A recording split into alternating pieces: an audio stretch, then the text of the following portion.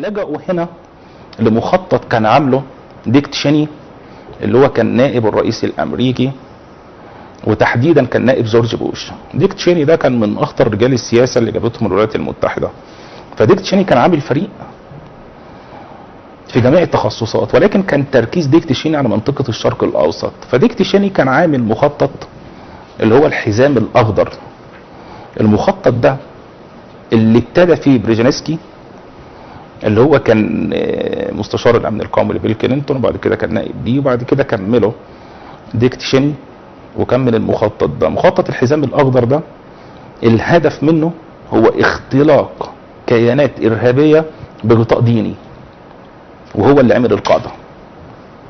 الراجل ده هو اللي عمل تنظيم القاعده. لو انت حضرتك بصيت لتنظيم القاعده هتلاقيه كان بادئ حركه مسلحه ملهاش اي علاقه خالص بالدين، ولا كانت حركه تكفيريه، ولا كان ليها علاقه، ولا كانت بتكفر، ولا كان الكلام ده كله.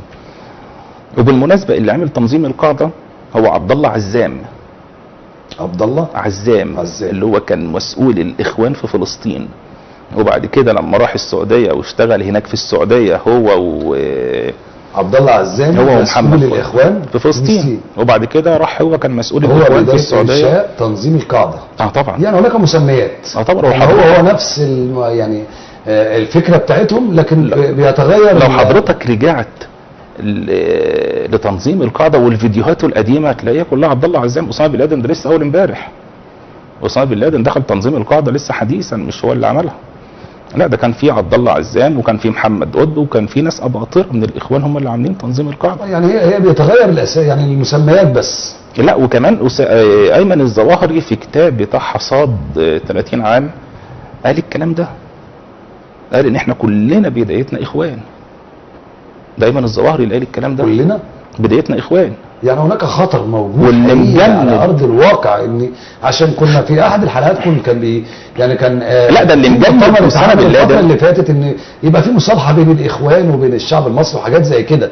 فحضرتك بتسند مواضيع خطيره النهارده، ان بدايه تنظيم القاعده هي بدايه الاخوان في يعني الاشياء المسلحه على مستوى الوطن العربي كله. بص يا فندم. اتفضل يا فندم. لما اتعملت منظمه الاغاثه في تركيا اللي كانوا ماسكينها الاخوان، واخد بال حضرتك، الاخوان مش بتوع ان هم يمسكوا سلاح ويضربهم، ده الاخوان اجبن من كده. انا بتكلم على الاخوان اللي هم القيادات. بيبعتوا العيال الصغيره ويعملوا بمعنى اصح كيانات مسلحه بس باسم مختلف عن جماعه الاخوان، زي حركه جهاد وزي الجماعه الاسلاميه. ولما يقعوا في المحظور يقولوا احنا مالناش علاقه بيهم.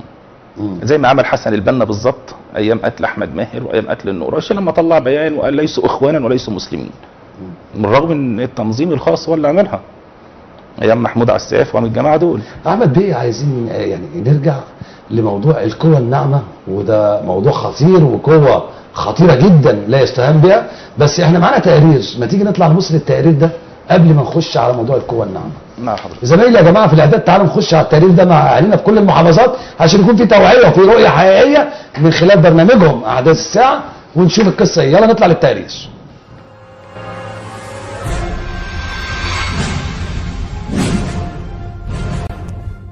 The problem is not Islam. The problem is tyranny. And if we convince the decent Muslims of the world, the decent people of the world, the people who are in slavery, essentially, including in many of these states, the women, that we are on their side, we will ultimately prevail, just as we did in World Wars I, II, and III, the Cold War. As we do this, we close with this, we will make people nervous. We will make the Saudi royal family nervous. We will make the Mubarak regime in Egypt nervous. And if we succeed in freeing Iraq and then begin to turn our attention to the Syrias and the Libyas and the other rogue states and exert pressure for them to change, the Saudi royal family and the Mubarak regime will come to us and they'll say, we're very, very nervous. And our response should be good. We want you nervous. We want you to realize that now, for the fourth time in 100 years, This country and its allies, its democratic allies, are on the march.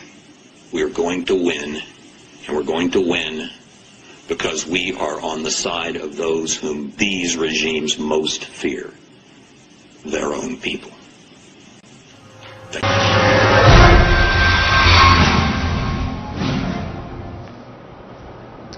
ورجعنا لكم اهالينا في كل مكان على مستوى العالم كله من خلال برنامجكم. وكنا قبل ما نطلع كنا بنتكلم عن موضوع القوى الناعمه، وشفنا مع حضراتكم التقرير.